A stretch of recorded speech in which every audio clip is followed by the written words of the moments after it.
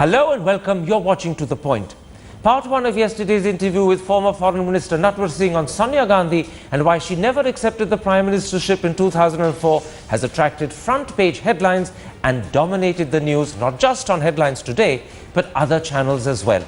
Even Sonia Gandhi, whilst not rebutting the story, has said she will write her own book one day. Tonight in part two, we present the second half of the Narendra interview where he talks about Rajiv Gandhi. And believe me, it's as astonishing and as explosive. But first, the visit to New Delhi by the American Secretary of State. Are US-India relations poised for a significant leap forward? Or could that expectation be undermined by still unresolved problems? That's the first discussion tonight.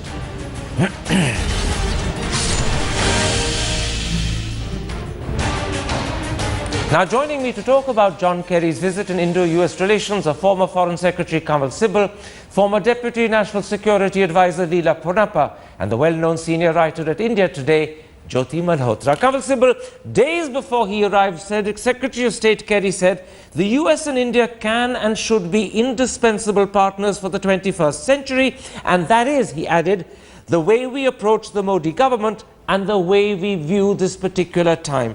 Has that statement raised expectations to a point where they're probably going to be difficult to meet? Or do you believe a significant improvement in Indo-US relations is likely hereafter? I don't think so, because Obama said this when he made his state visit to India a few years ago. And after that, we've seen how the relationship has stagnated and so many new problems have cropped up, to the extent that the consensus view was that the relationship had reached a plateau, that Obama had taken his eyes off the ball. So Mr. Kerry saying this is neither here nor there, because there are some underlying issues that are there on the table and which needed addressing. So therefore I don't think that we are poised for a significant breakthrough, but certainly I think this visit would have been useful. It means that the fact that the dialogue had been interrupted because of certain Devyani Khurbade's case and other things, that has now got resumed, and we are able to talk across the table at senior level. This is the first high-level contact between Secretary Kerry and the new government, and therefore the stage is being set for Prime Minister's visit to the United States in September. To that extent, it would have served its purpose and given an occasion on both sides to speak at their minds on what is that can be done constructively between the two countries in the weeks and months ahead. But I don't see a significant breakthrough ahead. Leela Punapa, let me build on some of that doubt, and maybe I can even call it skepticism that you've heard from Kamal Sibal. One of the problems is Senator Kerry arrives at a time when India is poised to reject the WTO Free Trade Facilitation Agreement. His Commerce Secretary, Penny Pritzker, has actually said that America is very disappointed with India stepping backwards on its WTO commitments. How much of a shadow will this cast over the two-day talks? I think it depends on the maturity with which both sides handle the relationship. Earlier, I think expectations were unrealistic, and during UPA 1 and 2, there was great euphoria, which obviously plateaued. Currently, I wouldn't call what Kamal said was, I wouldn't call it skepticism. I think it is realism. I think the expectations are a little more realistic here. There are several issues. WTO is one, America's handling of the situation in Afghanistan and Pakistan is another. You have certain other bilateral issues, operational issues, and so on. And between countries the size of India and the US, these don't just go away. But if they are approached realistically, then I think this is a starting point for refreshing the relationship on a more realistic basis. Jyoti Malhotra, let's take up some of those issues that you heard Leela Punapa refer to. And I want to start with an issue that Sushma Swaraj raised in her talks with Kerry today, the alleged snooping of the American NSA, particularly on BJP leaders. And there are some in the press in India who believe that this might be, in fact, the background to the so-called bugs found in Nitin Gadkari's house. Is that another shadow over the relationship? Or at the end of the day, do both governments, regardless of what they say, accept and realize that espionage and snooping is part of diplomacy and something both sides do to each other? In other words, how serious an issue is this?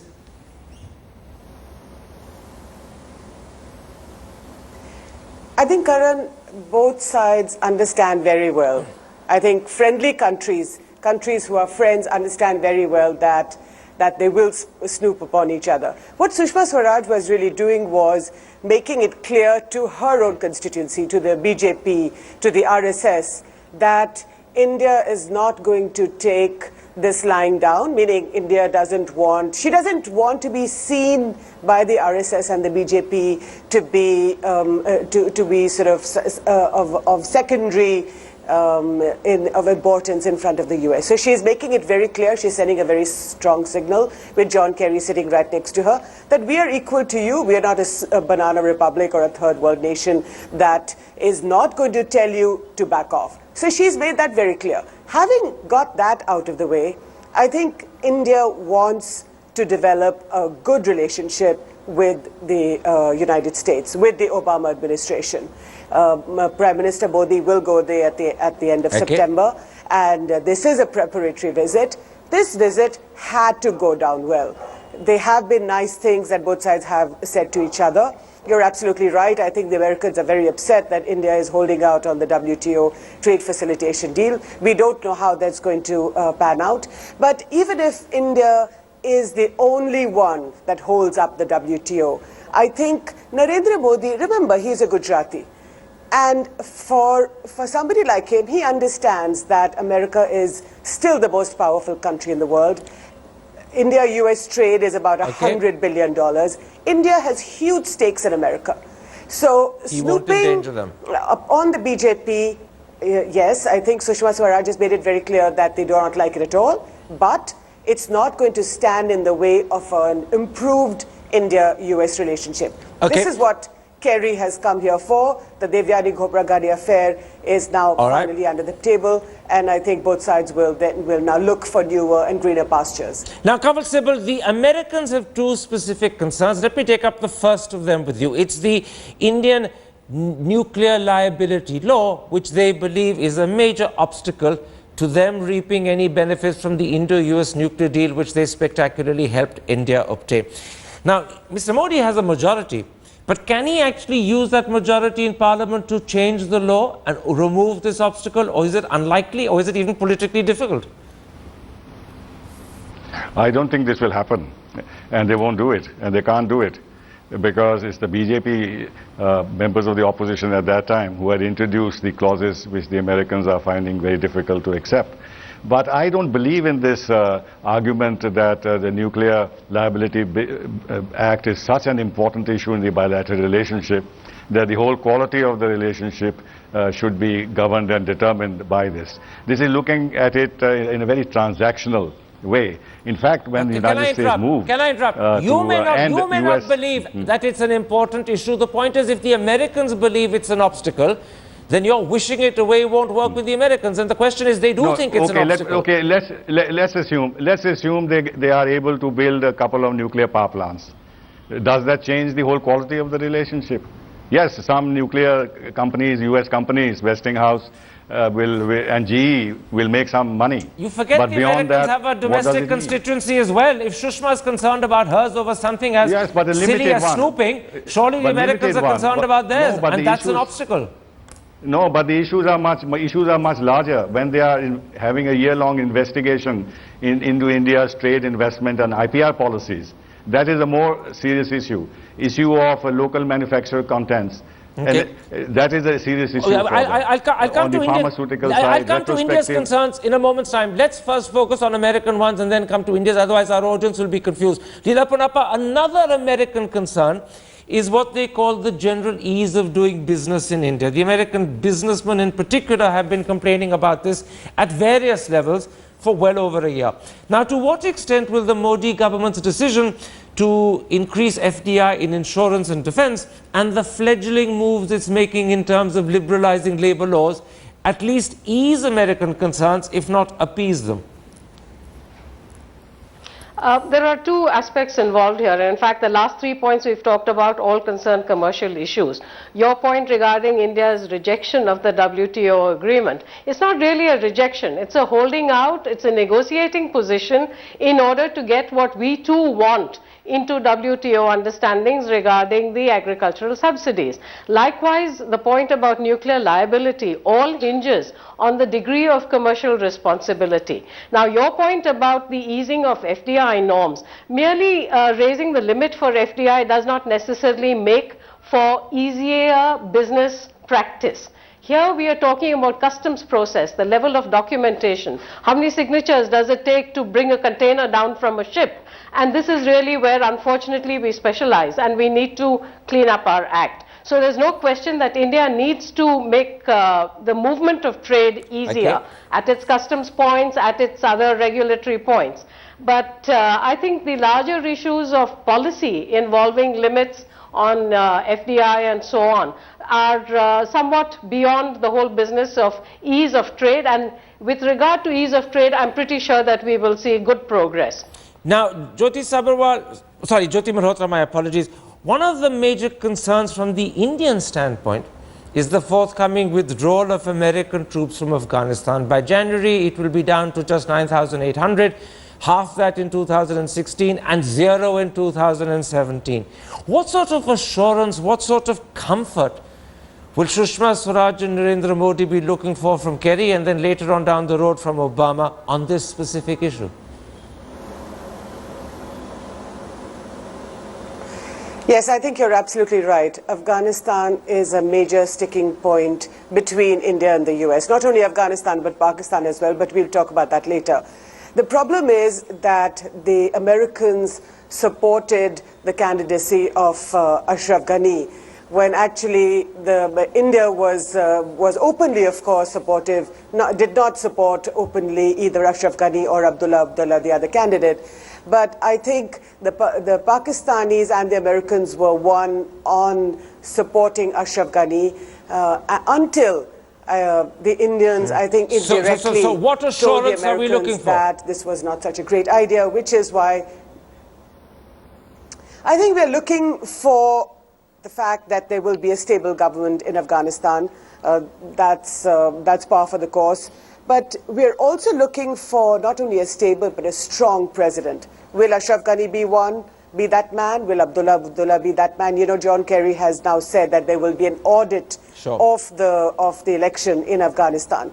But I think what India wants is that if Abdullah, who's openly said that the vote that it was not a fair vote and that he's being done in, if Abdullah does not become president of Afghanistan, is there going to be much more civilian unrest? India certainly does not want a situation to develop in Afghanistan which is much worse than the civil war that we saw in the mid-90s after which the Taliban took over. That's going to divide the country. And the direct impact of that will be on Pakistan and India, and that is something that India doesn't want. Kamal Sibal, I want to bring you in at that point. You heard Jyoti Malhotra refer at the beginning of that answer to Pakistan, and Pakistan plays a critical role in this situation, because the problem, as far as we are concerned, is that to facilitate its own withdrawal from Afghanistan, the Americans need the cooperation of the Pakistan government, and even more so the Pakistan army, and undoubtedly the army in Pakistan will exploit this advantage to our discomfort and to our disadvantage. How much of a problem is that likely to be? Because America's dependence on the Pakistan army will grow, and therefore their ability to help us vis-a-vis our terror problem with Pakistan will diminish. I think that's a real problem. And that's the core of the problem for us as to what are Pakistani ambitions in Afghanistan post-American withdrawal.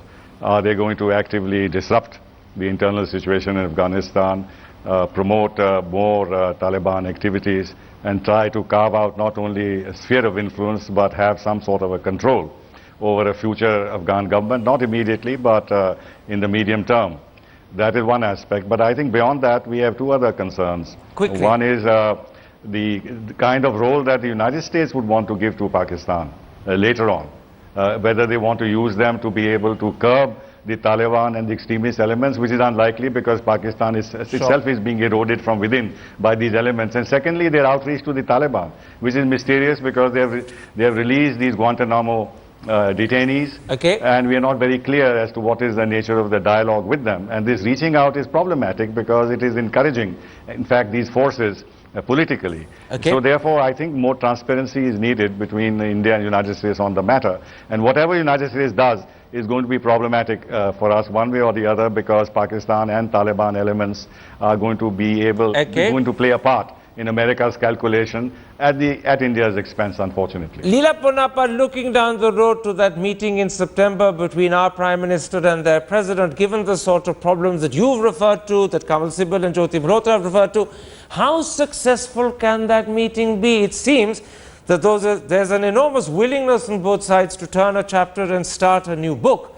The old problems will still be hanging on to them and perhaps bedeviling that meeting. Do you fear a little, or at least to put it mildly, are you apprehensive that the Modi-Obama meeting may not be quite the success we want? A quick answer. It depends on the realism with which both sides approach the discussions. I entirely agree with Kamal that we cannot expect any positive outcome from current developments in Pakistan and Afghanistan, and it would be unrealistic to expect it. I mean, at the height of the clear evidence that Pakistan was colluding with Al-Qaeda, it was not as though India could get satisfaction on issues of terrorism, and to think that this can happen after US troops leave is totally illusory. So we are on our own. What I think Mr. Modi should use the opportunity for is to brief Obama and all the other leaders that he meets in Washington about the nature of the problem, because America is often ostrich-like about what's happening in this region. Right now they are fatigued, they just want out. But the problem is not going to go away. It's going to surface elsewhere, as it's already evident in Africa, in the Gulf area and so on, and in Syria. So America can't run away from the problem. So it's very important that they understand that they are as much at threat now as they have been earlier, and we of course have been in the region, so our understanding of the situation is something that we need to communicate very forcefully. I'm afraid we're going to have to leave this discussion there. What we sketched out is that there is in fact a roadmap ahead that is not that simple and easy to walk. There are problems Mr. Modi has to negotiate if he's going to be able to reach out and actually embrace Obama rather than simply shake hands in a friendly way. Well, that is the next challenge Mr. Modi faces. My thanks to my guests.